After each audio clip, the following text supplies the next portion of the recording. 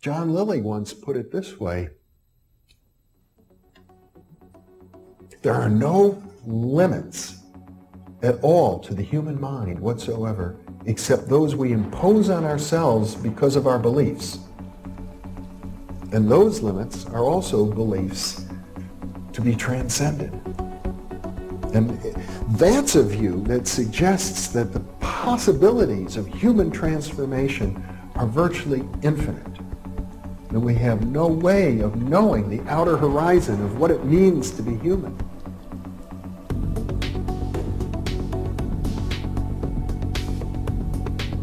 And really, to understand all this, everything, you have to go very, very deep into a study of history, consciousness, neurophysiology, everything. You have to be the supreme eclectic type of leaning, and you really have to be wanting to know who you are and what everything's about.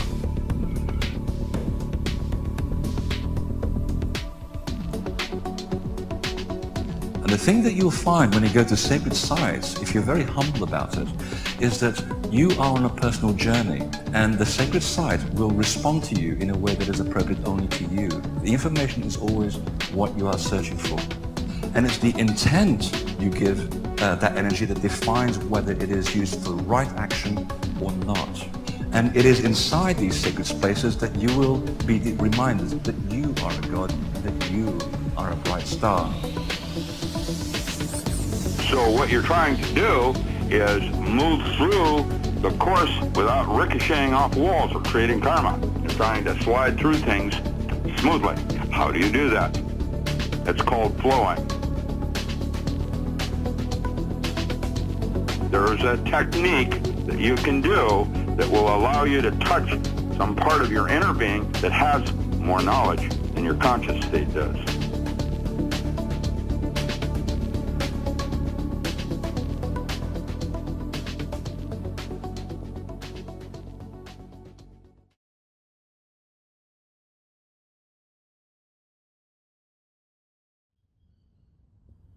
Hey guys, Andre Hodge, Infinite Potential Healing, Servant of Truth. With you once more, thank you for finding me. I'm doing this the day after I did the main bit of body of the recording, and it's been an interesting day or so. The reason why I'm doing it like this, okay, is I just want to offer you a bit of a clip here, alright? Of someone I did a bit of I went and did a bit of searching for clips for someone that I mentioned, a guy by the name of Imran Khan, okay? And I was looking for clips relative to his cricket career. Many of you aren't Australian or aren't relative to the Commonwealth and don't follow cricket or anything like that, but in Australia, particularly in the 80s and 90s, this guy was very well known here. Okay, and he still is, because it's funny, I was going to sort of do something really funny here about the Aussie intricacies of the word mateship and mate, alright? Because say if, Aussies have like 1,000 different meanings for that word, alright? And I was just associating it with like a Masonic order of like the 33 whatevers, you know what I mean? And this dude in the Aussie mateship status is he's a top bloke, so he's very high up in the hierarchical order of mateship, and another thing, he would be classed as a dead set legend, alright? Okay? Or a fucking legend, alright? That's like 33 degree level of Masonic order of fucking Aussie mateship, right? So because I'm mid-40s, I grew up in that era in Australia with cricket and stuff. So and the reason why I'm doing this clip and this little intro on top of the main body is that I just want to offer a bit of a clip here of something really cool I found, alright? And then I'll probably do a longer clip at the end, like a teaching, like I've done with the Ashiana stuff. I wasn't aiming to do this very long. It's a shorter video than I normally do, but it might be a bit longer now with that. And so yeah, I was just looking for cricket clips of him playing and stuff, because I know many of you would never have seen cricket and stuff. And I just wanted to expand it a bit more, because say us Aussies, we've got good discernment of people, right? And so I went and found this interview, and it's really, really good. So what I'm going to do is just offer a little bit of a clip. And the reason why, this is the reason why, month or two ago, I released a video, Bruce Lee, Marcus Aurelius, Stoicism and stuff like that, about what good leadership is, right? And this guy was ousted just recently from Pakistan, and he's an icon basically in Pakistan for what he'd done, right? So this is me being brat mode, right? I'm wanting to introduce what I've just found. It didn't take me long to find it. I just reviewed it, and it's like, freaking wow, this is really cool. So in parallel and overlapping that Stoicism, leadership qualities, you listen to this guy and you listen at the end of what I offer, because I'm still in the works of doing it right now, but I'm going to do it because it's like, wow, this is like perfect for what I did before. So it's going to overlap with the recalibrate to a new energetic reality and the other things I say in it. All right, so enjoy this clip, and I'll see you for the main body and at the end as well. Enjoy.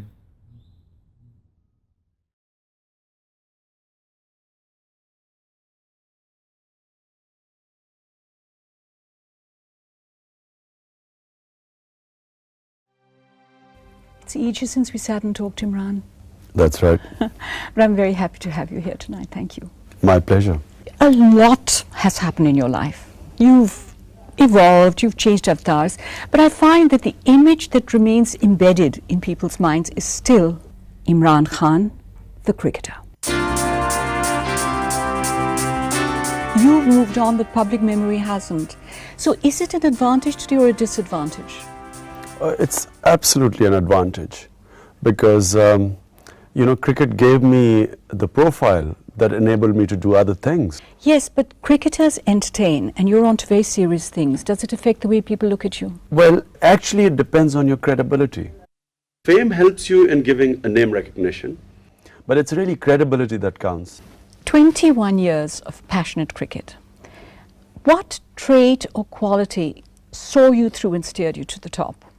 I think the passion to succeed, and the ability to take the knocks, the ability to pick myself up. I always believed I could win, and any chink that you saw, any chance you saw in winning, I would try and grab it and never give up till the end. So I guess if that was probably the quality that helped most. You were also very ambitious even as a young boy. Yeah, I was a dreamer, age of 9 onwards, I always dreamt that I had no doubts that I would play for Pakistan. It was just a question of when. And I always thought I would be, the youngest cricketer ever. And then when I played at 18, I had huge ambitions. I thought I would get 10 wickets in the match and score 100 runs. So it was nothing less than, the ultimate. As a captain, Imran, you basically took a defeated Pakistani team and made them into winners. What went into it in that sense? The problem we had was when I became the captain, every captain in Pakistan was scared of losing. So they would produce these dead wickets in Pakistan and play for a draw. When you are scared to lose, you do not learn how to win. That's right. And so whenever we would go abroad, we would just collapse under the pressure. Yeah. Most of cricket, unfortunately, we don't realize this, is in the mind. Yes. The mind is the key thing. When I started off, I thought talent was everything. As my career went on, I realized that it's mental strength which is the key, and your attitude, what the Australians have now. Yeah. You can see that they are fearless. Yeah. They do not fear defeat, and they take chances. And you can see when the Indian team is playing, they have so much talent. But you know, you can see that one team is just mentally much stronger than the other. Imran, we know what you gave cricket. But what did cricket give you that shaped you as a person? Oh, you know, incredible lessons. You see, the most important thing in life is to know how to take the knocks. To sort of feel so depressed one night that you don't want to wake up the next day. And yet you have to keep going, you know. People give up when they are defeated. At times they compromise on principles when they are defeated. Very quickly. If you can handle defeat, you know, you go higher in life. Also, I think, Simi, it made me get along with a bunch of people who I had sometimes nothing in common with. You know, but you all had to get along. The teamwork, the human interaction. Because I led a very privileged life and insulated life. So cricket changed all that. But if you hadn't had those 21 years of cricket, what would you have missed in your growth and your character? You know, this thing of revenge is what made me into a fast bowler. Because I wasn't fast initially. But whenever a batsman would hit me, this thing in me would, you know, this fire would start and I wanted to bowl extra fast. And that's how I became a fast bowler, because I wasn't... It was your inner anger at anger at being hit, you know, and so the desire to avenge. It started off like that. But then gradually, you know, you change, you know, you evolve. And as I got older, I became more and more forgiving. I mean, initially when some critic wrote about me, and I thought he was being unfair, I couldn't forgive him. You know, I wouldn't speak to the man for years sometimes. But as I got older, I actually found it very easy to forgive. But you've had a pretty turbulent life ever since you gave up cricket. Would you look back at those cricket years as more peaceful and secure compared to what happened afterwards? No, I look all my life as a struggle. You feel that? You know, there were ups and downs always. But then it also strengthened me, and you know, what you learn in adversity is no university can ever teach you. Never. Also, Imran, you were the only Asian bachelor to have had an entree into a very exclusive, glitzy international social circuit. How did that happen? In London, of course, the friends I had, some of them way back from university, was sort of part of that set. So I guess I got into it. But you know, I was still an outsider because I never become part of a jet set. For me, social life, you know, when I was in England for a couple of months, I would enjoy it. But then I was an outsider gone, and I always had a passion, which was cricket at the time. And you know, I wouldn't drink alcohol, and so you know, for me, parties would get quite tedious after a while. You have to have the stamina to be that sort of a person. I never was. You know, because I have always been motivated by some passion. So that has been my focus in life. Everything else is peripheral.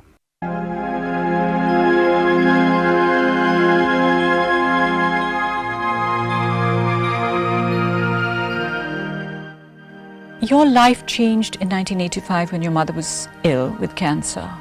You know, she's someone I loved the most. She had the greatest influence on my life. And then I saw her in the greatest pain and die, you know, and that changed me. You know, there was no greater love than her love for, you know, the love she gave me. Unconditional love. You know, she was in her last stages.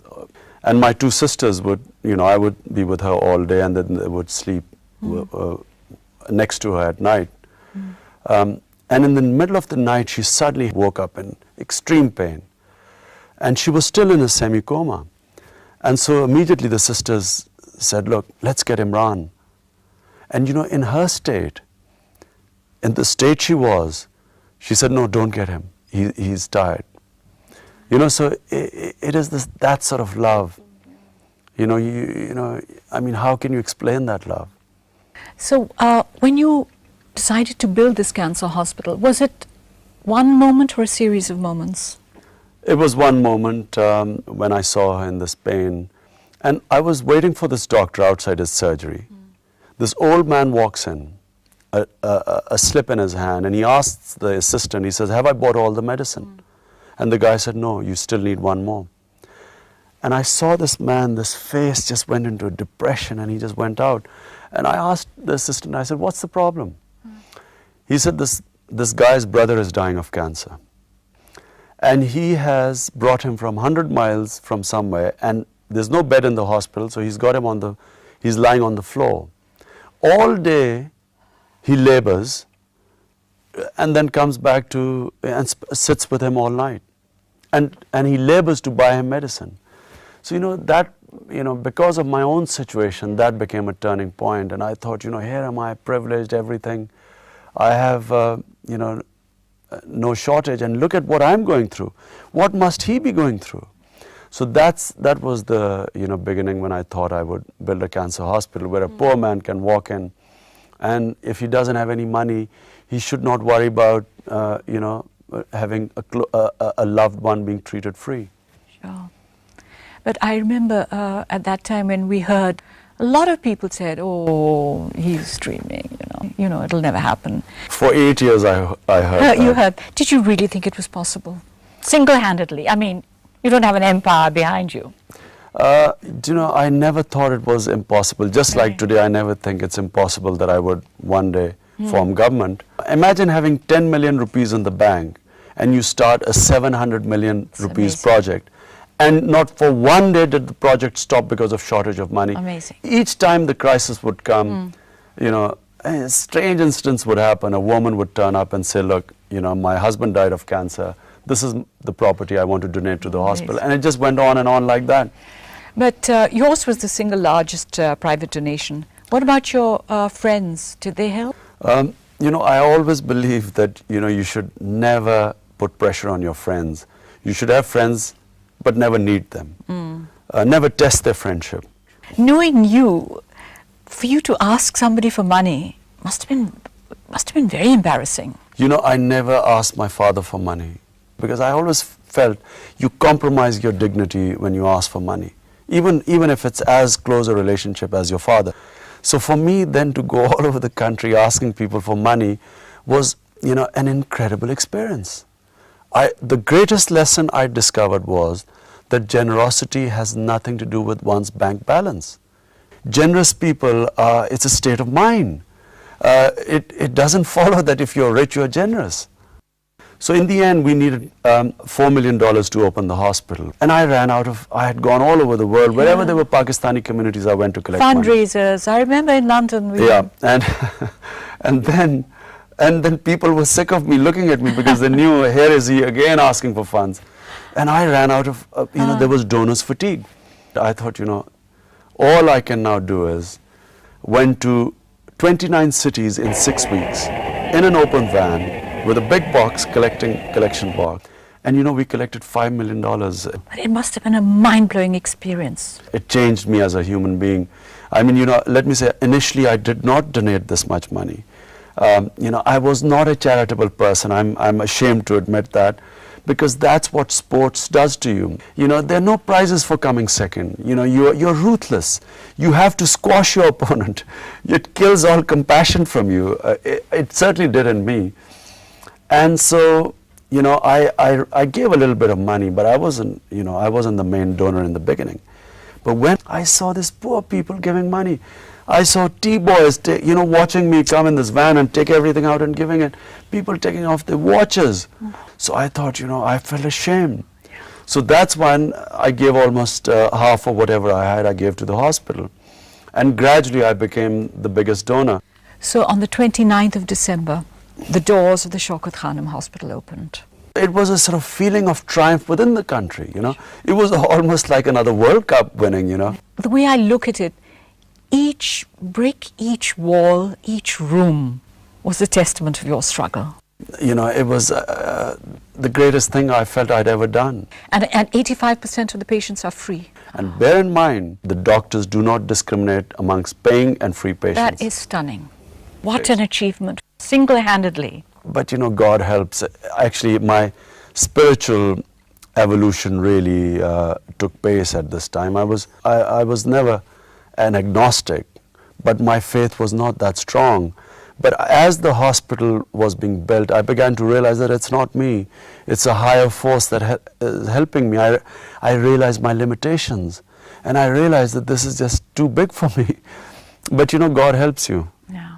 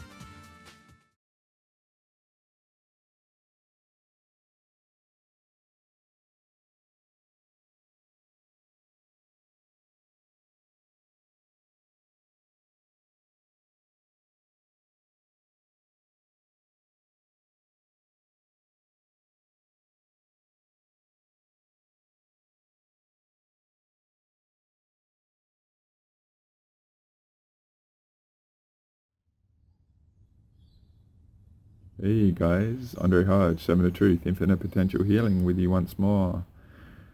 Thank you for finding me and thank you for allowing me to be a part of the journey. It's a honor and a privilege to be included in that, and stuff like this is pretty hard to find, so however that's come about, I appreciate it. And I want to be a valued component in how you navigate this pretty amazing, fantastic world we're in. I come to you in pretty good shape and pretty much on my game, and after a lot of interesting things that I've sort of shared in the last few months. And I did have a strategy of doing certain videos in because I've sort of worked out a sort of way that we can sort of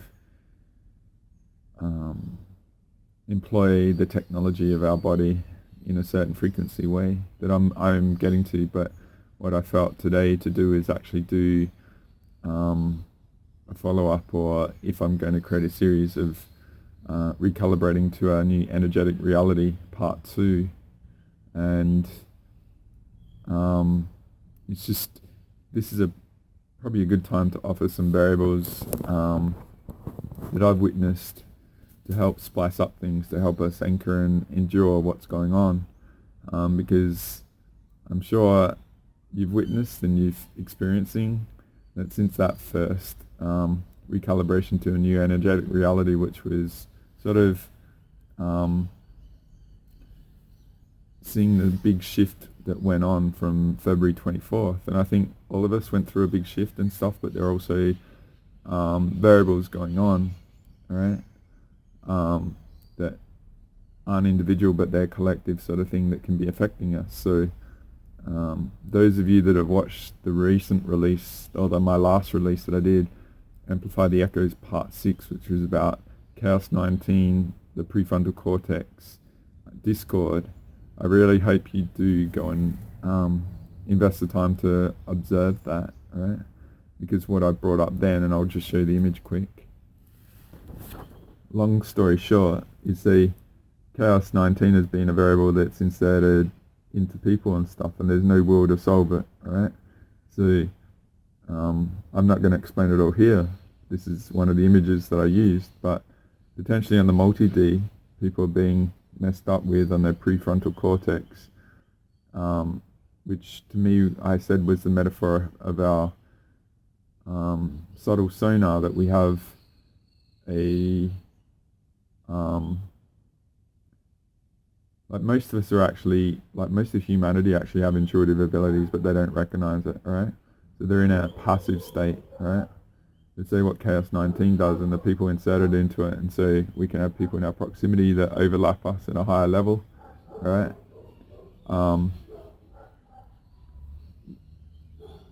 It's a subtle assumption that we've got it, alright? And it feels normal and that, but when it's disconnected, we can feel chaotic and you know, extremely insecure about things, because that subtle multidimensional nature of us is not there, okay?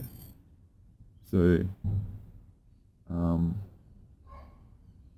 really encouraging you to go and invest your time into observe what I said in that release. It may have been missed by quite a few of you, and that's cool. Maybe you don't want to watch it because you don't want to know, or you know, my teachings are pretty epic and long and stuff, and it's demanding because most of us are low energy and stuff like that, because the reality demands, which I'll get into, are hitting us. But what I'm trying to instill in this is a metaphor for Chaos 19, but a lot of these recalibration events can affect us the same way, alright? So what I'm going to get into is explaining some of them that I've observed and some of the narrative things that they're doing, but a lot of it's aimed to sabotage us on the multi-dimensional level. So yeah, thank you for finding me. So I highly recommend that. There's a self-censorship thing going on at the moment and stuff, and even calling that stuff out is a big of a risk.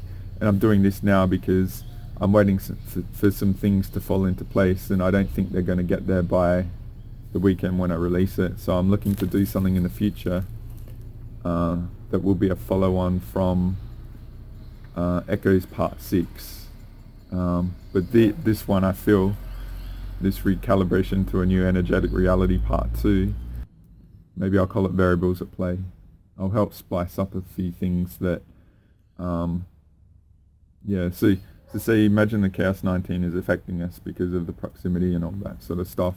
So there's a variable that we have insecurity about that we don't know is happening to us, alright? So what I'm just trying to do is offer you the mechanics of variables out there. So for me, alright, when there's an unknown, alright, you don't know what's going on, so you don't know where the threat is or the influence and all that sort of stuff, right? So when you do know it, then you, like, my attitude is, like, say I went through COVID and stuff, and I got the mechanics of how it's working, so I can see that it's affecting this region, which is reality sonar, right? And so I've got the technology now to negate it, sort of thing, if that makes sense. And when I do my healings, I can clear it, and I recognize it, and I think a lot of people have been affected by it, and they don't even know they've had it, alright? So I've been able to timestamp people and what they're going through to be able to observe it and stuff now with that wisdom of experience, alright? So what I'm going to show you here is an image that I drew that I offered in Recalibration to a New Energetic Part 1, alright? And I think when that release happened, and it didn't make a lot of sense, but now it might actually, with the events that have unfolded and the variables at play. In the To Infinity and Beyond with Carlene, I talked about how I've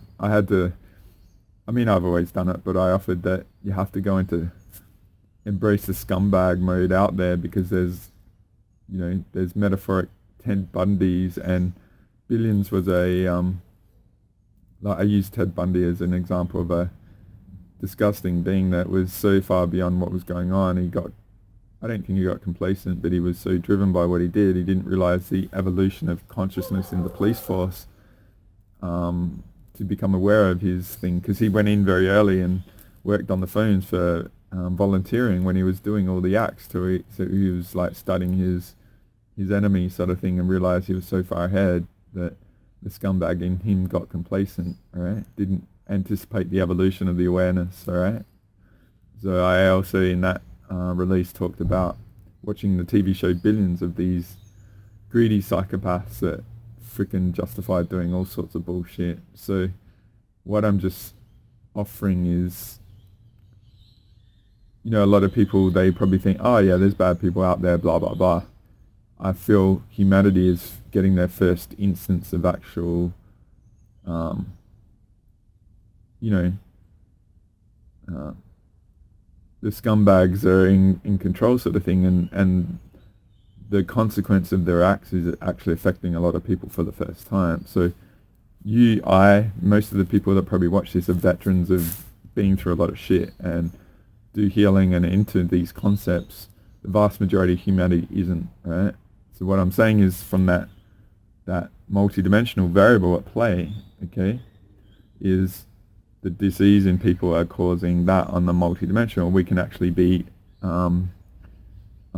influenced by it, and it's not actually ours, right? So I'll show you the image that I wanted to show.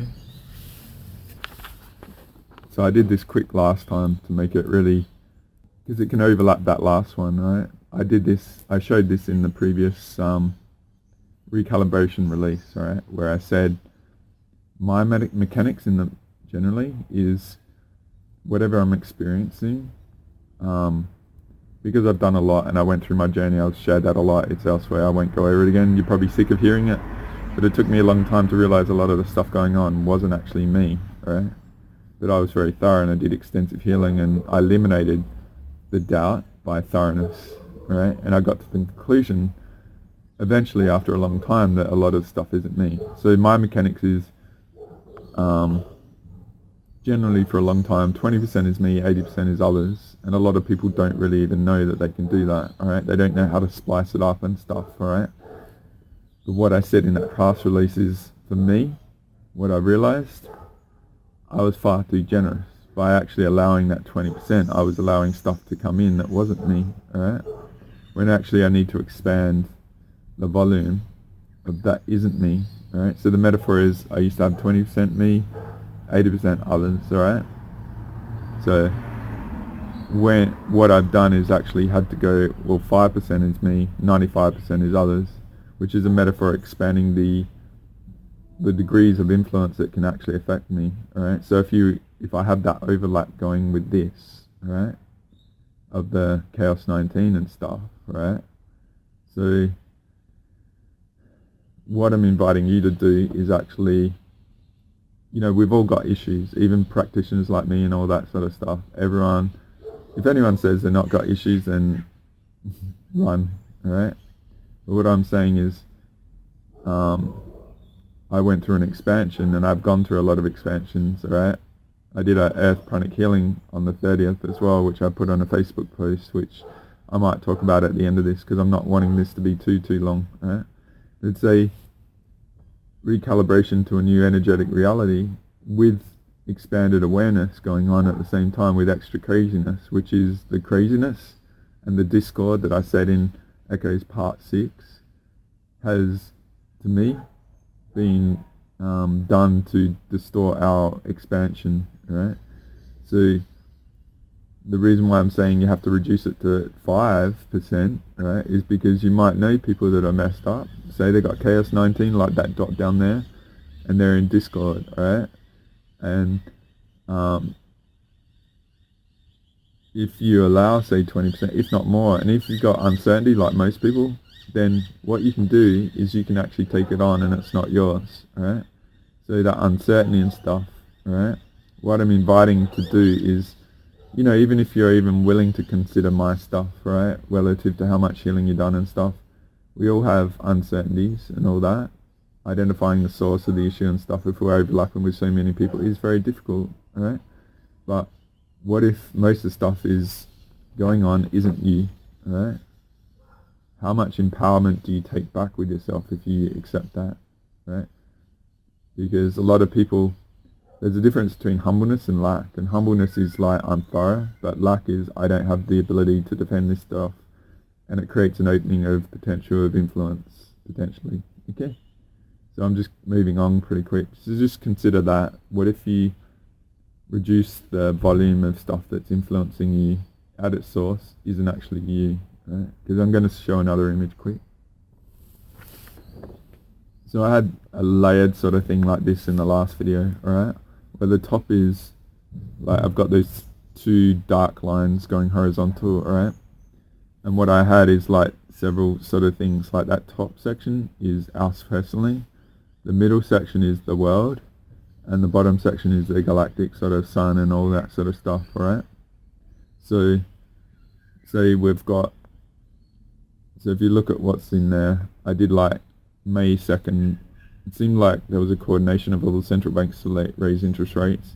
And I remember in, I think it was around the Echoes Part 5 video release, which is all about the narrative and stuff, maybe it was the one before that, I said I didn't see that the banks could afford it to raise interest rates, so the inflation of raising prices of food and all that, and petrol and gas and stuff, and now electricity and all that, sorry if you can hear a truck in the background, it's just pulled up next door.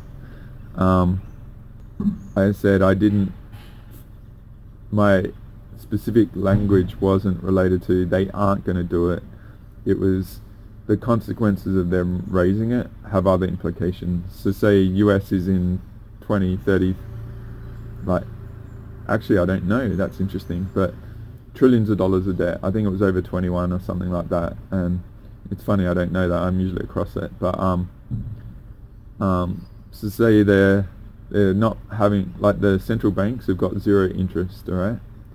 So all these countries are in debt, okay? So if the central banks raise the interest rates, then the countries, those that own the debt, they get more return on their investment into the debt, right? So say if China owns, you know, ridiculous amount, trillions of dollars of US debt, right? If they're buying bonds, then the bonds previously brought no interest, alright? So now, you know, $20 trillion going from zero interest to 2 or 3%, you know, it's a huge amount of money that the US must take debt out on to pay the debt and the interest, okay? So my perception was it was unsustainable already, alright? And then they do it and then it even makes it more unsustainable, but what they're doing from my perspective is trying to save the banking system, alright? And a lot of people might say, oh, I'm overstretched, I can't afford stuff, blah blah blah. They play the emotional sort of victim sort of thing, thinking that playing the victim to these sort of callous organizations is going to work, right? And everyone's trying to survive. Well, the scumbags have just like gone scumbaggy, right? And they don't give a fuck, right? They got dilly gaff about us. It's about maintaining the system, and the US dollar is the reserve currency, so all the other currencies are linked into that, and it's got the Metatron all-seeing eye, which links all the money system into the Phantom Matrix energy harvesting, okay? Does that make sense?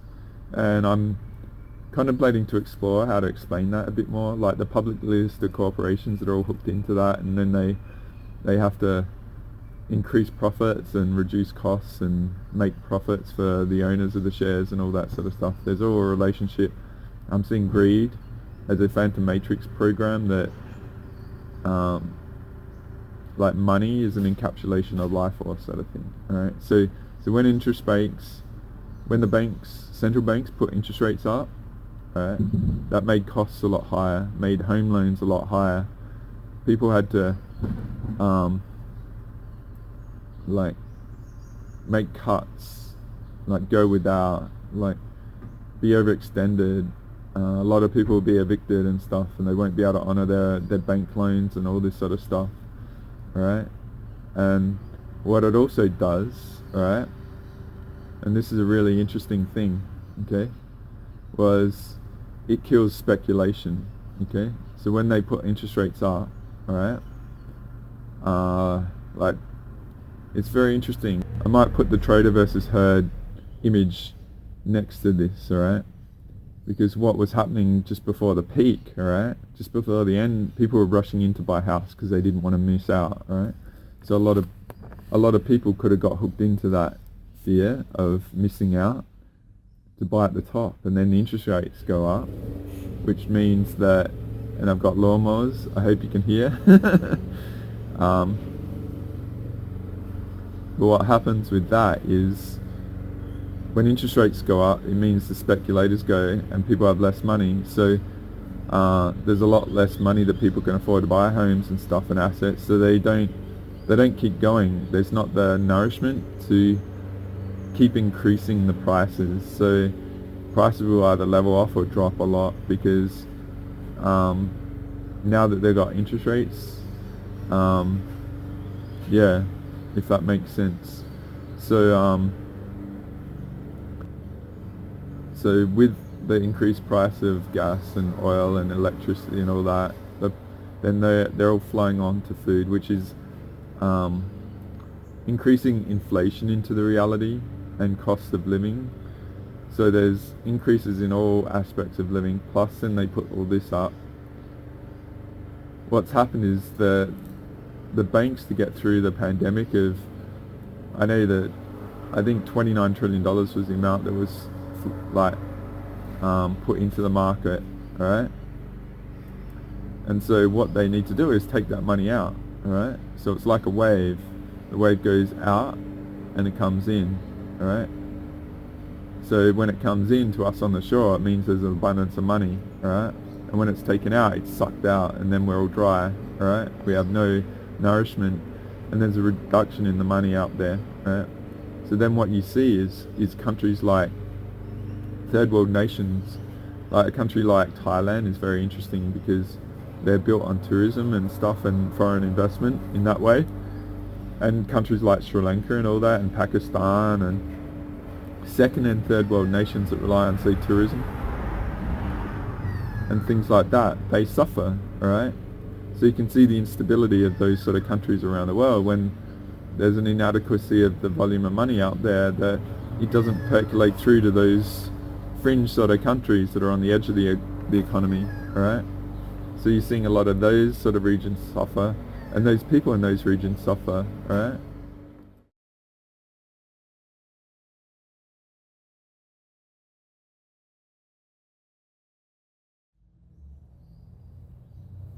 Hey guys, I'm just offering another insert here, and I did have it in mind to say, but I forgot because I was a bit late in the day and rushing to add it. This is related to the flow of the money, like waves, in and out, in and out. And at the moment we're going through a interest rate rise, sucking money out of the system, so there's less for speculation and stuff like that. So one thing I forgot to mention about things like Bitcoin and precious metals and stuff like that, you know, they're trading up and down, you know, where the herd rush to the top and buy at the top, and then there's a big crash. It's like the trader will be looking for the pivot, right?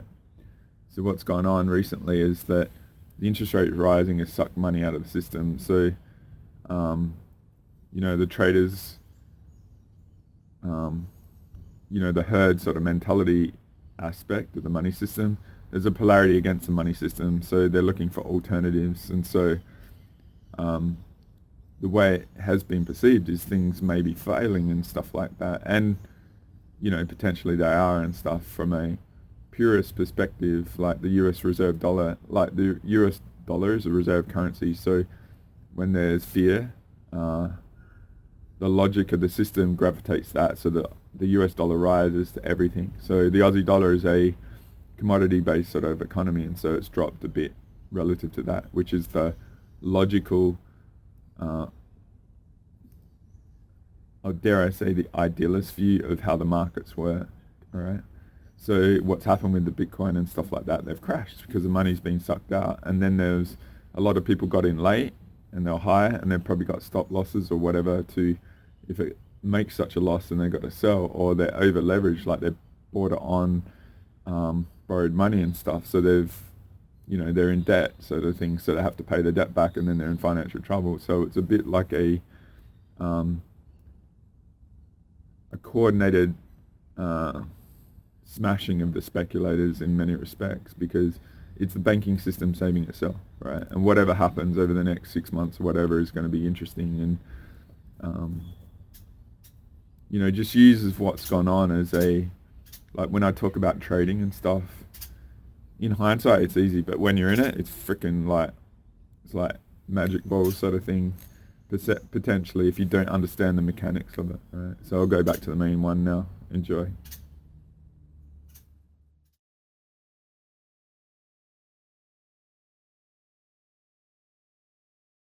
So that's just one variable, right?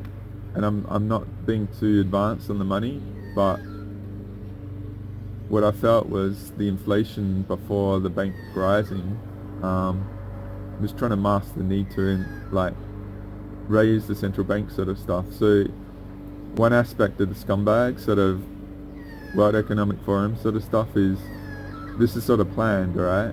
Because you've got to see the coordination of things since that February 21st thing, 24th Recalibration show 1, that all those variables at play, right? So why I'm just saying this about banking, for starters, it's a variable in the collective, right? It's not an individual variable, but it may, see, I've got the lines where it goes off and influences sort of aspects of our life, right? And it's felt, but it's an overall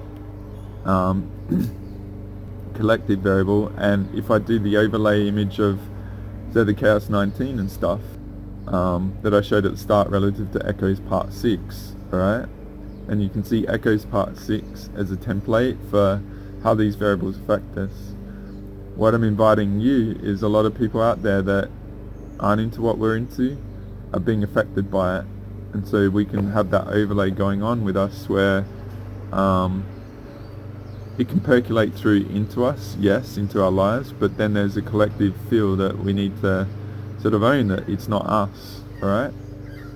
So if I move along, there's over the first part of the year, and like May and stuff particularly was quite interesting, because I know in Australia we had a national election. I know France had one, Canada had one I think last year, alright? Germany had one where Merkel changed, and there's been a big shift over in Germany and stuff. There's other countries I might have missed one or two. But an interesting variable is Pakistan, what's gone on in Pakistan. And Imran Khan got ousted, right? And they put in previous leaders sort of thing, right? So, and the Pakistan one is interesting because Imran Khan was aligned with China, and they were looking to set up a base, like a naval base, which I think was, on the higher levels of the narrative, is a big no-no to support China and stuff. And so that's where Imran Khan has sort of been ousted, and I haven't done full diligence and research and stuff, but he's been ousted for so-called corruption, alright, which the system projects their shit at the people that they want to get rid of, alright? So they've let in previous people that were exiled, sort of thing, to come back in, right? And so they're probably puppets and all this sort of shit, but what I'm saying is there's a pattern here, okay?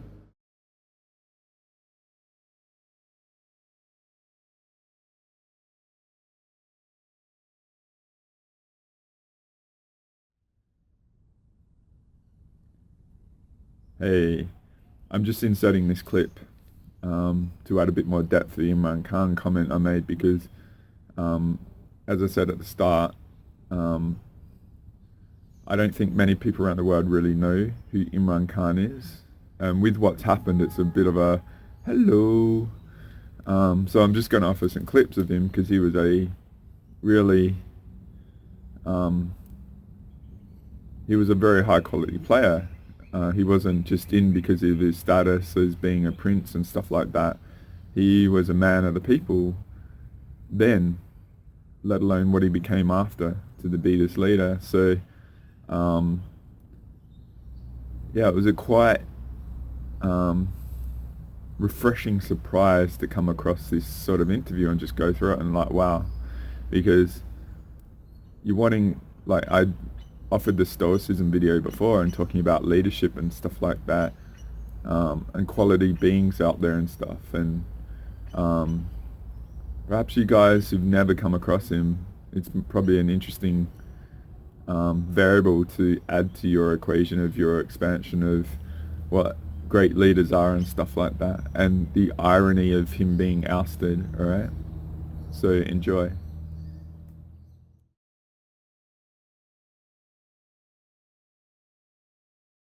Germany's interesting, all right, and I might show images of this, but I don't know whether you guys know this or not, but from the high level narrative sort of thing, Russia was laying a second gas line called Nord Stream 2 that's been in the works for a long time. There was so much resistance for it, alright? Long story short, during the Trump era, I think he was sabotaging it, alright? And putting up roadblocks because he wanted to sell US natural gas to the Europeans, right? And create the energy market for the US, alright? So there's some scumbaggish stuff going on, right? But what was going to happen is the Nord Stream 2, from my perspective of a simple overview, it was going to help Russia bypass Ukraine to get the gas to Europe at a very cheap rate, alright? So I might go look at some images relative to the energy costs of gas, alright? And see relative to the time after the election and blah blah blah, and when the Ukraine war started February 24th and stuff, and you can see it relative to the price of gas, alright? Like natural gas to Europe. Because what that would have mean, alright? Like the criminals over in Ukraine who were like the mafias that were taking advantage of that route that was going to Europe, which is very significant. And that's why there's a lot of scumbag shit that was going on in Ukraine, which if you go into Echoes Part 5, I'm not going to say here anything, but there's an image that I had that explains what's going on there, alright? A different sub-layer of the narrative, alright? So, you guys in Europe, before Merkel, there was all this effort to prevent her implementing it. So the implementation would come in the change of government. And what's happened is there's been a massive shift in the policies of the new government, new chancellor, very much in line with the bullshit going on, alright? That's created all the distortion in Europe and stuff, alright? And so instead of even having cheaper gas and more efficient energy and stuff before, alright, it is what it is now. And not only that, you've seen all these elections come in and there's a coordination of these beings in power that are creating concepts relative to sort of things going on in the environment, alright, which to me are all bullshit, okay? There's nothing wrong. Nothing needed to change, alright? It's all creating false narrative concepts that are propaganda in the media and all that sort of shit, alright? But people bought into it. They're using their manifestation skills. If I show you the image relative to manifestation. So I've shown this before. I think this is the right one. So if you read this image, and I've probably got it next to me, it's like something other than what they have now. Say relative to the climate. And there's all this stuff going on with the climate. And so people want a certain outcome, but we've got this, alright? There's all energy issues and it's coordinated around the world, alright? Like governments, their role is to create stability. They're like the umpire, not the star in the court, alright? And they're implementing stuff that has massive cost to us, alright? Which is just crazy, okay? So just think about the environment. There's a concept bled into the reality of creating seeing something how it isn't, so we've got to change something, right? So we're actually feeding it on the manifestation level. Does that make sense? That's the way I see it. Long story short, I'm going to move on. So if I show you this, so they're variables in the collective. Does that make sense? Because they're so big and they've been fed for 40 years, alright? And so they're all bleeding through because they're affecting everything. And then there's, you know, there's disunity about the concepts that people embrace, alright? And what they do about it and stuff like that. As I said in the last video, my perception is they're trying to, long story short, disconnect us from the energies of Earth, alright, with food and stuff, saying food's the issue, like certain sources of food. So inflation is creeping up, alright, and say poultry farms, like, and abattoirs and stuff that produce meat and for us to consume and stuff, alright, their margins from a business level are very thin, okay, so they don't make very much money before, let alone with all these variables increase. So the businesses become unsustainable, you know, to feed the animals and stuff, it costs money, and that's gone up, and to transport it all costs like a lot more. So the individual unit of an animal costs too much, and what they can afford to pay the workers to do all the work and stuff. So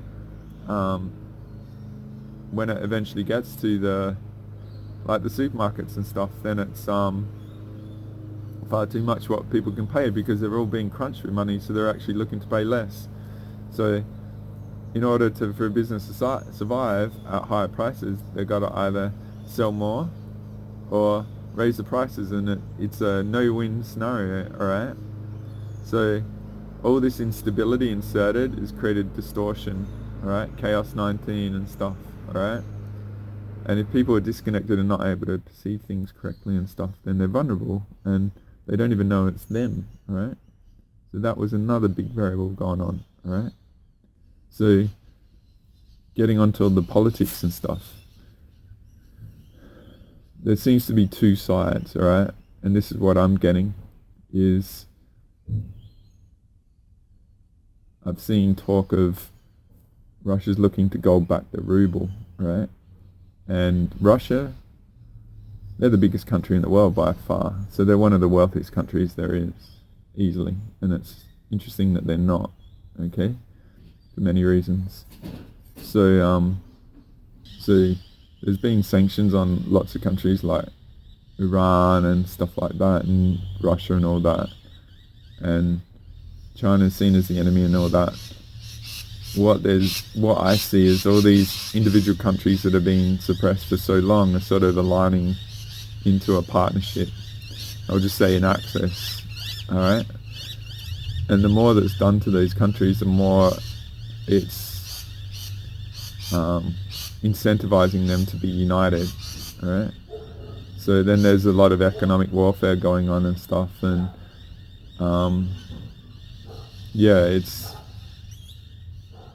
so this is where the people have suffered, because it's to keep people in control and in survival and all that sort of stuff, right?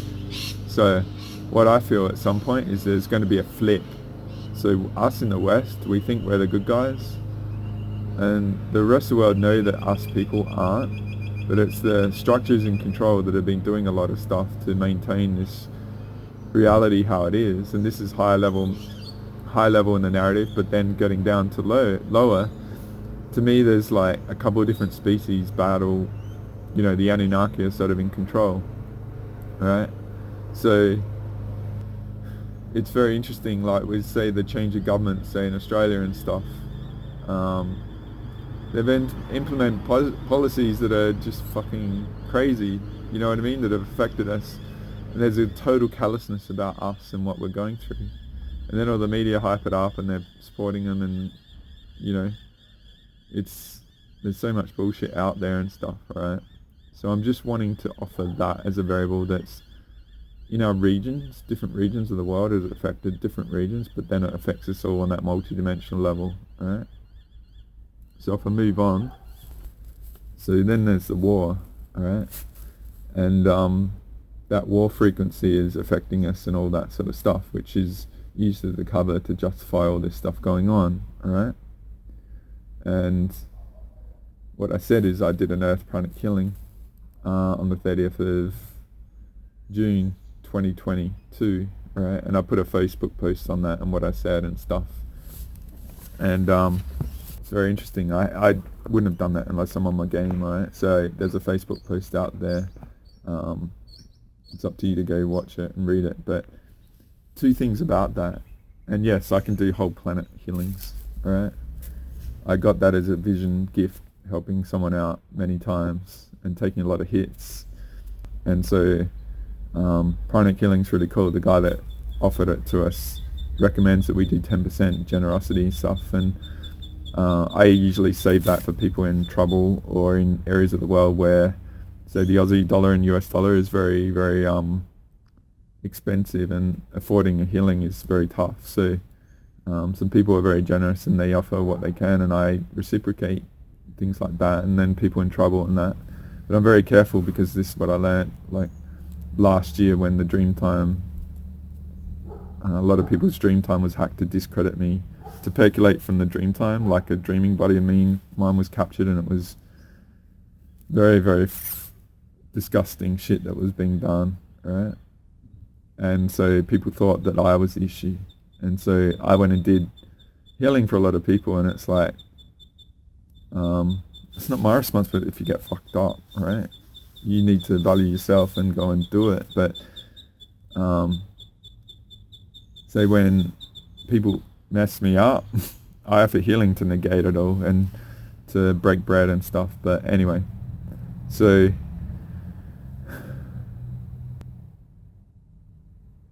what I got with this earth pranic healing was really cool, right? Because I took metal, I've said what's been going on with me, and I've come out the other side, and I'm like freaking GSF mode now, alright? So I'm primed, and it's really cool, because I had one guy that I haven't heard for like 5 or 6 years. I thought he was dead, that I met back in 2011, who's very much into Ashiana Keylonic science stuff. He messaged me an hour later out of the blue after many years. I thought he was gone. And I had a secret squirrel contact me during it as well, that I have held a variable outside in the background to perhaps do more galactic special forces stuff, which I'm totally primed for. So I've been in really good form, invest a lot in me, and I'm doing a lot of healing. So I've had some awesome sessions over the weekend and stuff. And shout out to you guys. Thank you for valuing me and seeking me out and stuff. But yeah, the two main things for the earth pranic healing was I usually do the North Pole, South Pole, and Hollow Earth and stuff at a high level. And it was interesting. I was instead of being underneath the South Pole, I was looking from the side and in, and I was clearing out from there, right? And it was felt like with South Pole that, like if there's an what's the word? Toroid energy that goes like a apple, right? What's going on in South Pole, it's been blocked, so that energy flow is blocked, so it lowers the frequency of the earth, and that's a potential I saw with like what they're doing in the South Pole. So I just like, fucking no, it's not blocked anymore. We're clear. And the other thing is the US is a lot of frackery is going on in the US, and politics and stuff, and like the money is related to the US, so it affects us all. Like, as I said, like, say the monies are related and stuff, right? So it affects us all, right? So the overlap of all the countries and stuff. So America's been a bit of a focus, all right? Okay. So yeah, I did America, and then I got pulled across the Atlantic Ocean, and did all of Europe and stuff, and got drawn to the region where the conflict is. And I actually got drawn like far more east than the actual region. So it's all affecting all the region. But this is the interesting thing. The last time I did pranic healing of the planet, it felt like that region was affecting our stomach. And this was very on before the food inflation all kicked in and stuff like that. So what I felt was trying to reduce our life force by the nourishment that we could take, which reduces our energy and our perception and all that. So it adds to this area issue, plus our ability to regenerate and stuff. So there's uncertainty plus lack, and it creates adds to the chaos variables, all right? And the other thing was, when I went over the wall region, instead of affecting our stomach, it was affecting tailbone. So it's the information and what's going on there is trying to affect us and hack into our parasympathetic. And so overall, what it comes down to is many levels and many scales trying to limit our perception and stuff and keep us in survival mode and discombobulated with everything going on. And there's all these hits and all these variables coming in at us, all right? So it's trying to put us in a like horse blinker mode of not being able to see what's going on because we're too much trying to just endure it through our lives, all right? So if we go back to that other image, so what I'm saying at the end there, all right? And I've got all the galaxy sort of energies and solar flares. There was one, I mean, you go to Solar Watch or Tamtoth or Suspicious Observers on YouTube and stuff, and you can go and watch their videos and their updates and tell you what's going on and stuff. But yeah, if we're not under mastery, all right, of the top level of our individual lives, then it's very hard to define the societal variables or the region variables that are affecting us and stuff. And so if we're not on our game individually, then all this stuff has an ability to affect us all and all the other variables, right? So what I'm trying to do is offer some variables into your algorithm of pattern recognition to just contemplate this and splice them up, right? And as I showed earlier in that other image, it's sort of mandatory to reduce, to say that's how we are, all right? To suck it in a bit and not let things affect us. So while I'm using it as a metaphor of reduce the effect of the variables that can, all right? So you can actually say that people that are disturbed or variables out there that are causing issues might be trying to get to us to destabilize us, to keep us off our game, right? Because I haven't showed this one for a while. Let's say the frequencies are rising in the reality and the work that people have avoided, all right? They're getting exposed as big cracks, all right? And the shit's getting inserted in stuff because a lot of stuff is weaponized and people are messed up and that. And if you aren't on your game, then you can be vulnerable to the influences and stuff, alright? But people might be going to the supermarket, it's pretty much battleground energetically and stuff, and a lot of people are carrying stuff on them. Like, as I said, I do a lot of healing on myself and stuff, and if you leave gaps, then who knows, alright? And then you can be affected and you don't even know you're being affected, so it influences your thought patterns and all sorts of stuff, right? So it's obviously getting quite dark again, and I'm not wanting this to be too heavy. I'm wanting it to be a light sort of recalibration to your the new energetic reality concept. So I hope this helps. I hope it's not too in-depth and too heavy.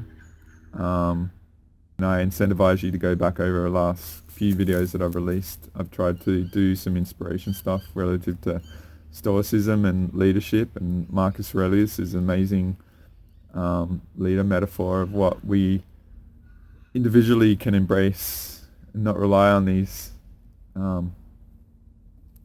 ones put in place that do not deserve it, all right? And the Emotional Mastery Part 5, which is to inspire passion and show you that passion is a state that you can employ to get through anything. And yeah, the Echoes Part 6, which I feel is a big one to get out there, and looking to build upon that. It was important that I release that as a component for potential future stuff that is in the potential works, all right? So we'll just see what happens in the future, but I was aiming to do that and see if it fit for this weekend, but it looks like it won't, and it might be a little way off. So I just wanted to touch base and say g'day and offer you something and just give you a tool to measure what's going on and a reminder that how how freaking badass you are for enduring all this stuff and maintaining this view. And if you're doing it pretty tough, I just wanted to give you some fuel to get through whatever you're going through, and like the envoys in Altered Carbon, like make it through to the next screen, all right? Because like I'm in a good mood because I've worked very hard to get on my game, but I've been watching a lot of prank videos, like Japanese pranks, and found this really pretty epic couple that did a lot of really hardcore pranks to each other, and just like fake fart gas in cars, sort of laughing at families and stuff. So I've just embraced my little kid a bit and laughed a lot and just kept it a bit lighter, but also like I did that Earth planet killing, which is to me, it's a huge honor to be able to do that. And I'm just priming myself for whatever's to come, because yeah, it's pretty epic. There's a big energetic hurricane going on with a lot of people that have never really experienced hardship and suffering. But I just want to remind you that you've probably been through a lot your life, and to be into this stuff now and stuff, and you can tune into those experiences of how you overcame adversity and challenges and stuff, and the genius you are to be who you are out of it all, and to be wise with life experience, because experience is the key to wisdom. There's no shortcut to self-mastery, all right? So I just really want you to just get a bit of an edge and splice off what isn't really relevant to whatever you're going through, to help anchor you to be strong and endure whatever's going on. So thank you for being here. Thank you for finding me. It's an honor to be a part of your journey, if you can see me. And lots of love, guys. Make it through the next screen, and we'll see you next time. Andre out.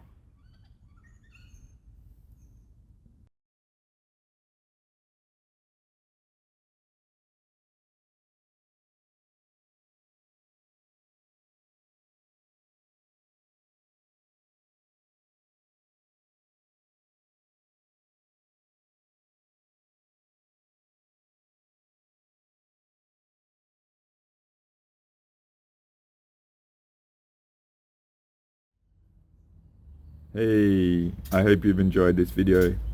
And as I said at the very start, I felt like I want to offer a bit of a Imran Khan teaching of him and his life and his attitude to things and his journey, which to me, it's a really fascinating development and journey of a person that come from, like, Pakistan is, like, when I mentioned earlier about the third world countries, Pakistan is definitely in that territory. So they're very poor, and he goes through this journey of like being the prince and having like the Prince Charming lifestyle, but then he comes to becoming a man of the people. So what's happened recently, to me, it deserves a bit more focus, and why he's made his choices what he's made. And it's, as far as a metaphor of a human being, it's a very great teaching in this time. And so this is sort of bonus credits that I offer with my videos at the end. I'm sort of like trying not to make them too long and stuff, but I don't know how long this will be. But it's for those of you that have never come across him, it might be an interesting expansion of your awareness. And despite what's being put out before us, and I feel, all right, this is what I was getting about the World Economic Forum and stuff, and I didn't include this in the main body, but you guys get bonuses at the end because you're hardcore, you're legends in the Aussie mateship standard for your thoroughness of exploration. Is that, to me, the Jeffrey Epstein stuff and all that negative sexual stuff was employed by the World Economic Forum to hook all the 190 leaders and all the fucking delegates and all that, to get them in line with all that shit.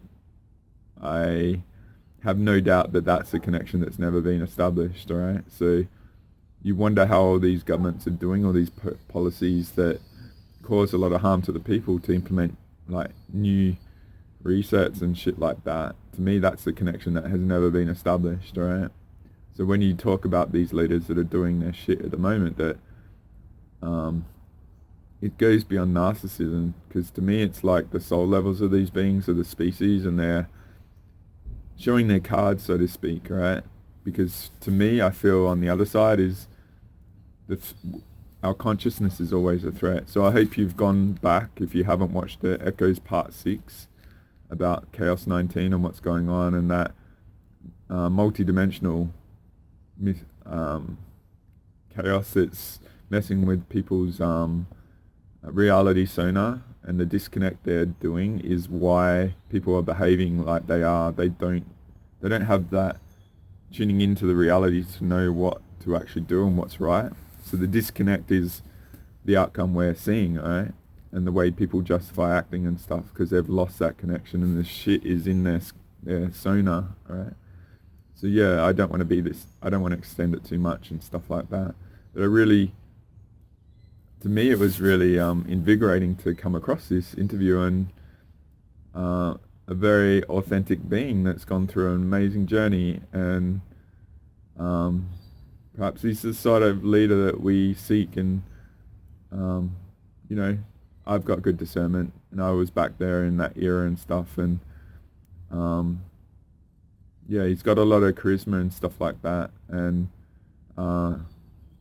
his wife was definitely in the higher levels of the money system and all that sort of stuff. And he talks about his entanglement with those circles, but he was never a part of it and stuff. And I think it's a very authentic being before us that I want to give a bit more focus to. And you guys know there are beings out there like this that probably are being very hidden. So thank you for allowing me to be a part of your journey, and sharing my perspectives, and I hope they really help you endure the frackery that's going on, guys. And I'll see you next time. Enjoy this. Lots of love. Andre out.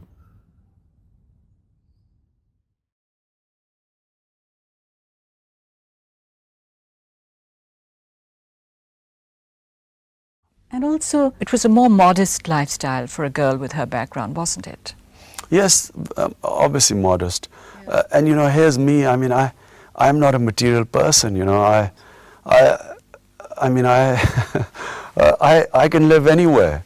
You know, I can live in a shack. For instance, I would love to live in the outdoors. I love farms. I love clean air. But actually, the house in which I live can be sort of modest and simple. The environment is much more important to me. And so for someone like her, you know, it was difficult, you know, the way I lived. I know that when you got married, the hospital had just been completed. You gave most of your earnings as a cricketer to the hospital. Everything of value, your Mercedes, your cricket cup, your cricket bat, I believe you also gave. Now, as we said, you're not a materialistic man at all, and luxury doesn't matter to you. She was a multimillionairess. Why were you so adamant about not accepting financial assistance from her at all? Because I would have found it so humiliating, you know. Her father once did offer, you know, that he would buy us a house. I just couldn't accept that. You know, Jemima knew, when she married me, she knew what I was. You know, and, you know, to me, to live off my wife, I mean, the idea was humiliating. So it would have also meant that I married her for her money. I just could not accept it. And I could never come to terms with it. Now, you had two sons, Suleiman and Qasim. What was fatherhood like for you? The greatest experience of my life. I mean, nothing in my life compares to that. You know, when my sister used to say, you know, Imran, you should get married and have children. I said, look, your children are like my children.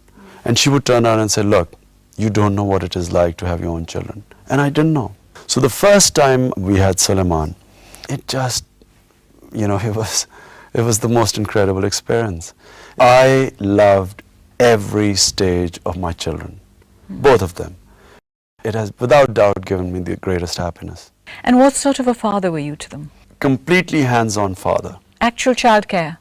as much as I could, you know, but completely hands-on.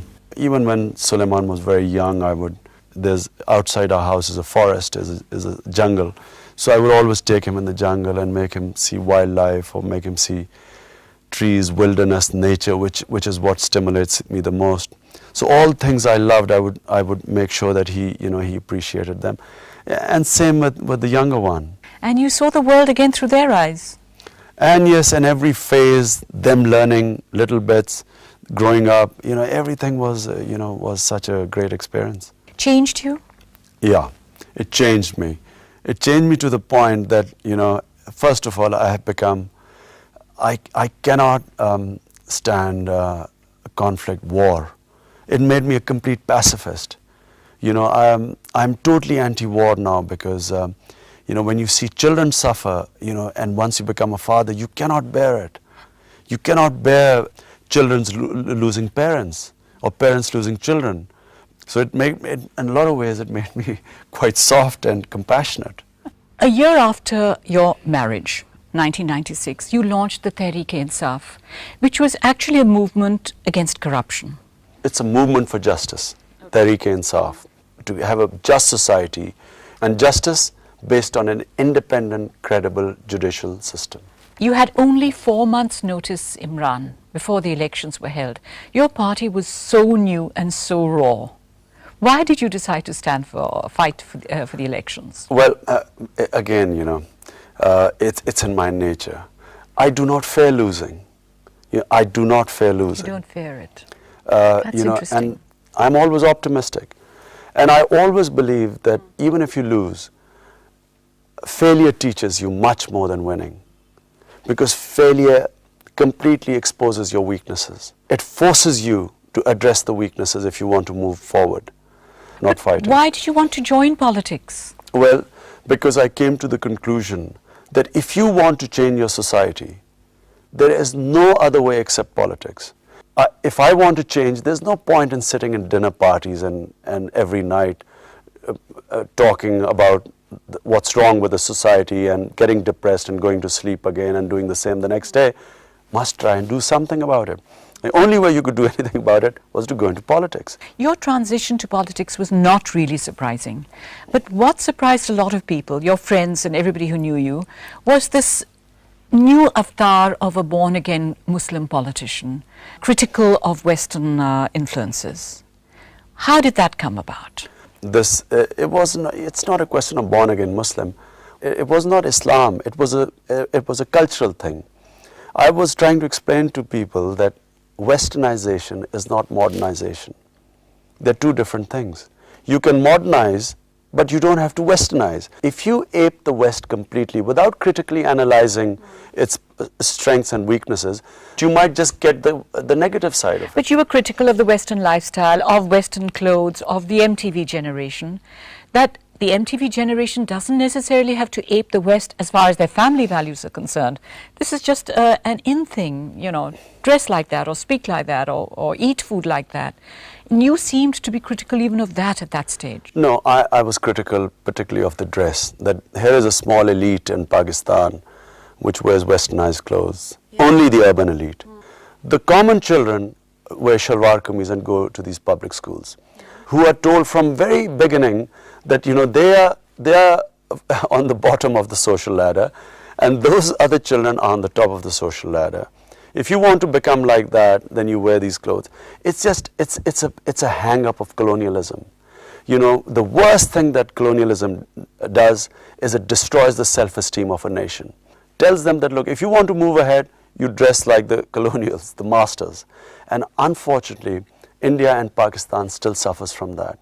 But coming from you, who had made his name from a colonial sport, who spent so much time in the West, married a Western woman, don't you think that this confused people about you, the media, the electorate?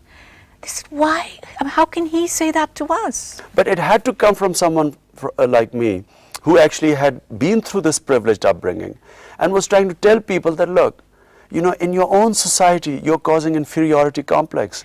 And not on basis of intellect or modernization, but simply on appearances. But like Gandhi says, you have to be the change you want to see in the world. Coming from you, this didn't ring true? No, but I did change. I mean, it's only outside I don't wear Pakistani clothes because I feel embarrassed. People start looking at you. In England, for instance, if I wear shalwar kameez, everyone looks at you. So you feel a bit embarrassed. I don't know, but I think that you created a misconception or a wrong perception of you, which I felt wasn't necessary. Look, I mean, you can only try your best. Yeah, you can only do your best. If people, agree with you, some will agree, others won't. Nobody, yeah. But, Sebi, at times, you have to stand up for your convictions and you take a lot of flack for it. Okay, so to go back, so you contested 9 seats. You lost all 9 and the deposit in 7. Did your detractors feel you're finished from politics? Yes, they did. They thought that was it, They thought, actually, people thought that, I had some misconception that I would come into politics and, people would lift me on the shoulders and make me the Prime Minister. I never had any such illusions. I knew very well that, I had taken the untrodden path. So I could have joined one of the major parties and, and I was offered several times. So I always knew it was the long, hard road. But people thought because I had been thrashed, then I would just leave politics. What did you do different the next time round? Well, we supported General Musharraf because we felt that at the time that he genuinely wanted to bring true democracy to Pakistan and, a change, a reform, build institutions, do accountability of crooks. And so we supported him. But just 3 months before the elections, we realized that, he had no such intentions. So that's when we parted ways. But had we joined him, then, I was his nominee for the Prime Minister. We could have had 20-odd seats in Parliament, but that would have been with the help of the establishment.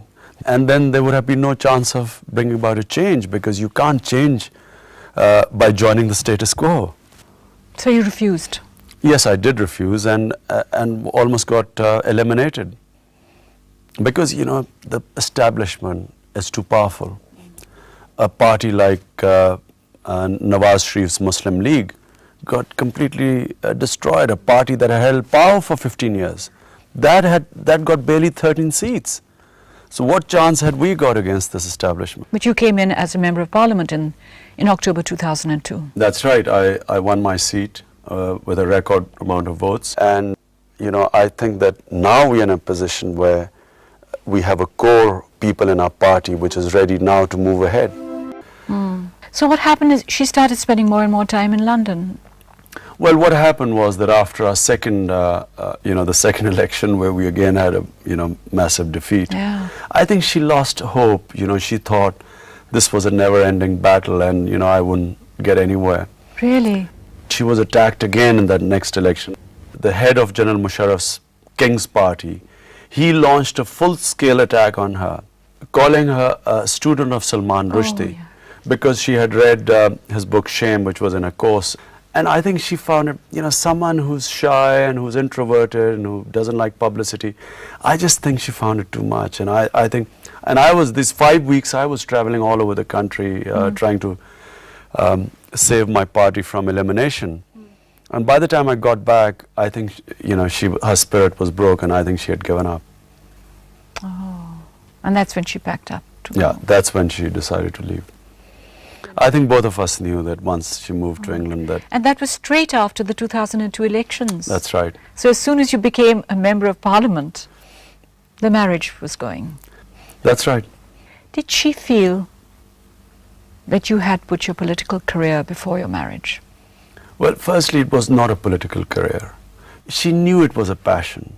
I think she also knew that there was no way, if she took me away from the passion, Did she try to? No.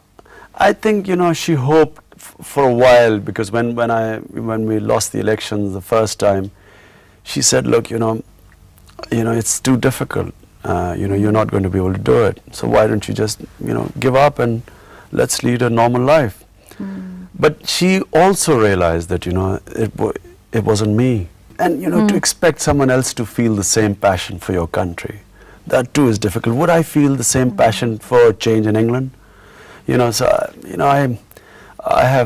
had the greatest admiration for the way she conducted herself, the way she tried.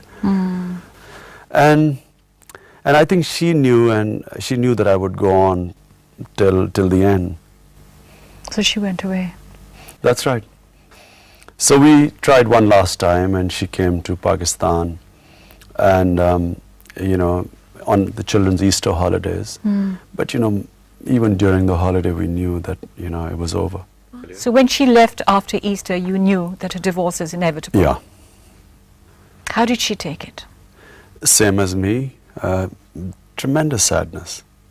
It was a very difficult time for both of us. I think a very painful period, you know. And yet, you know, I look at it now and I think that even that pain is a positive experience. Because when you are in a lot of pain, you do a lot of soul searching. You know, you dig inside yourself and ask questions, and you know, constantly you're reviewing your life and you're asking questions and trying to find answers. And you come out of it much stronger, a much deeper person. And you know, it's pointless having regrets. I never have regrets in life, because you know, you try your best, and then whatever is the outcome, you accept it as the will of God.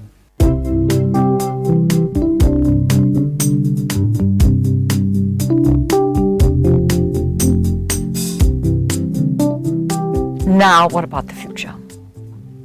Well, the future mainly is my children and politics, which basically means fighting for a pure democratic system in Pakistan.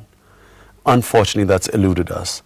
You've been much luckier in India that despite your imperfect democracies, you become a strong democracy. You know, you have a sitting government loses elections, an election commissioner which is powerful enough to make, you know, subdue a prime minister. That is why India has forged ahead of Pakistan in the last 14 years. And I'm a firm believer that there is no system better than democracy. Despite, as I said, all its imperfections, it is the only system that, if given a chance, it has a self-corrective mechanism in it. May I ask you why democracy hasn't taken root in Pakistan? Have you worked it out? Well, we weren't fortunate enough to have our great leader, Quaid-e-Azam Muhammad Ali Jinnah, to stay longer. He died immediately after independence. And you were fortunate enough to have Jawaharlal Nehru, who set the ball rolling and, you know, built this democratic institutions. Bear in mind that most of the post-colonial world has not been able to come to terms with democracy, because the colonial structure lends itself to always to military dictatorship or towards one-man rule or autocrats. So any adventurer can take over the system.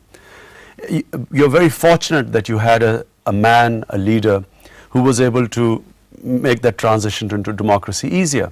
In our country, our great leader died, and then we just faltered from one crisis to another until the military took over. But do the people really want democracy? People always want democracy. Not always. But the problem is that we've had poor democracy. When we've had poor democracies, because there was a first military intervention, the first martial law, people then started thinking that maybe that was a better phase. Yeah. At least there was law and order. So they started looking to the military again. Yeah. And that was a flaw. And here's me sitting here in front of you, who actually also thought that the latest General Musharraf's martial law was a good thing. And today, here I'm telling you that never again will I ever support a military takeover. Even if it is an angel dressed up as a general who comes to take over, I would not do it. Because when a military dictator comes over, he destroys the institutions. Main institution that takes a beating is the judicial system. But when was the judicial system ever in functioning? Oh, it was functional in the Under beginning. whom? When we first got independence. That's 50. Yeah, but unfortunately there was this one decision by... That's too long back. That's a different generation. The present generation of Pakistan do not know what is a democracy, so they don't ask for it. They're happy with the status quo because there's law and order. Things seem to be moving. Things seem to be fine. It's not true, really. People are quite discontent. There is less corruption. When General Musharraf initially came to power, the corruption went down. Law and order improved. But today, corruption has skyrocketed. Because you see, countries are not ruled by one man. What is sustainable development is only through institutions. Yeah. You do not have individuals coming in and then assuming all power and think that this system will survive. How else can he do it without assuming all power? Well, put it this way, Simi. Were I in General Musharraf's place, what would I have done? I would have found 7 people in Pakistan of integrity and competence. 7 credible, competent people, and empowered them. If you do not have an independent, functional judiciary, you cannot have democracy in the country. Number 2, if your accountability is not independent, For sure. the main corrupt people are sitting in the government. They then become above law because the accountability is under them. And when the election commission is not independent, you cannot have free and fair elections. So if these 3 institutions could be strengthened by the military might, the military empowers these 3 institutions, sits back, allows the system to go on, Musharraf would have gone down as a hero in Pakistan. How far do your political ambitions go? Given the situation in Pakistan, my ambition is right now to be part of a joint opposition and head this movement for democracy. The entire opposition parties would have a consensus that these are the 3 things whoever comes to power they will enforce: independent judiciary, independent election commission, independent accountability. And that's my current ambition. Being an optimist, I have no doubt that one day I will succeed, I will come into power. And if you come into power, how would the relationship between Pakistan and India fare? Well, nothing was more surprising for me than watching the reaction of Pakistani public when Indian team toured Pakistan last April. I never thought in my lifetime I would see Pakistan losing on a Pakistani ground, Indian supporters carrying Indian flags, cheered by Pakistani supporters. I never thought this would happen. What does that tell you? It tells you that the people are tired of this conflict. For sure. People want peace, both sides of the border. Absolutely. People realize that this conflict is a disaster for both the countries. And I think the people who capitalize from conflict, who capitalize from spreading hatred, It's political. they'll become marginalized. Okay. And I think that we will, resolve our differences. I was reading an extract from a book that Quaid-e-Azam Muhammad Ali Jinnah, just 2 months before the partition, was thinking of buying land in Simla. So what he was planning was that he would, as the head of Pakistan, spend his holidays, some holidays in Simla. Little did he know. So little did we know that this would be the situation where we would be. But Imran, can you personally drop the baggage that has plagued these 2 countries? If Nelson Mandela and de Klerk could actually do the impossible, then make the transition from apartheid to, and it was a far more complex problem than what is the Kashmir issue. If they could make that transition, 2 leaders of vision could do it in the subcontinent. Very good, I hope so. So now you're building another hospital in Karachi? Also, started work on the university in my constituency, which is impoverished areas, Miawali, which is a very impoverished area in the country. Building schools there, 4 schools with various NGOs. So, yes, I'm doing my social work as well as now going to be involved in the political movement. Well, there is a saying in the Upanishad, you are what your deep driving desire is. As is your desire, so is your will. As is your will, so is your deed. As is your deed, so is your destiny. I just hope you reach the summit of your destiny, of your expectations. Thank you. I wish you well. You know that. Thank you, Simi. I want to thank you so much for coming on my show. Love talking to you. It's been a pleasure. Thank you for this rendezvous.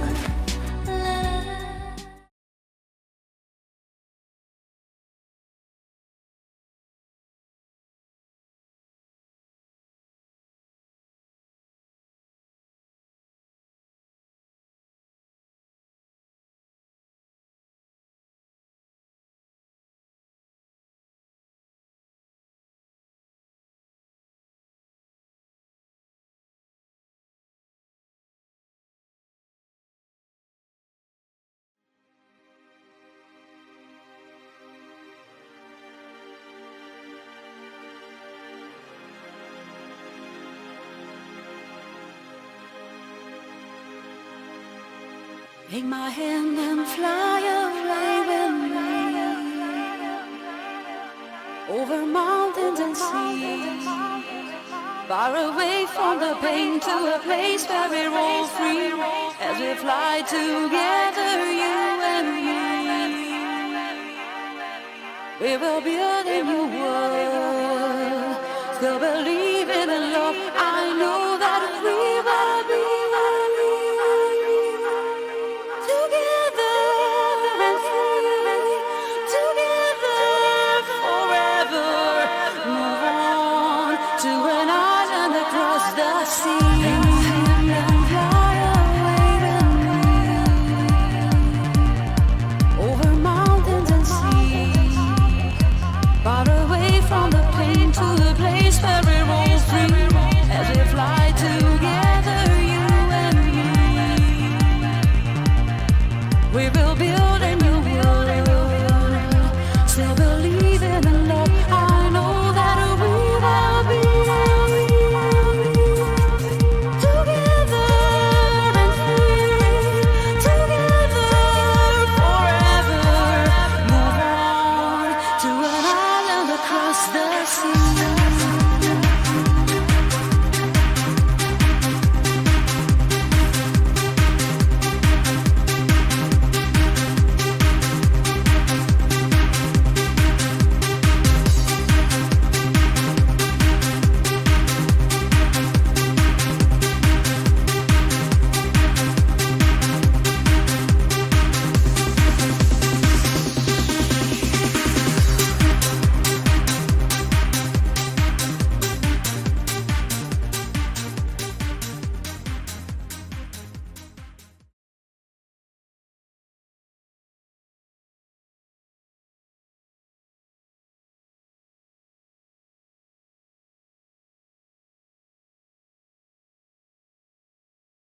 John Lilly once put it this way: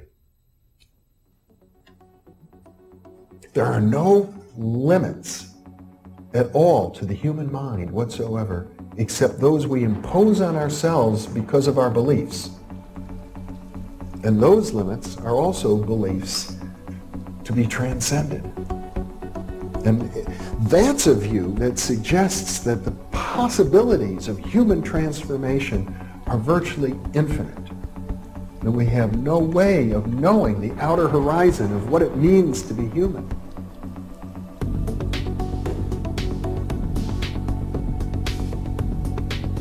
And really, to understand all this, everything, you have to go very, very deep into a study of history, consciousness, neurophysiology, everything. You have to be the supreme eclectic type of leaning, and you really have to be wanting to know who you are and what everything's about.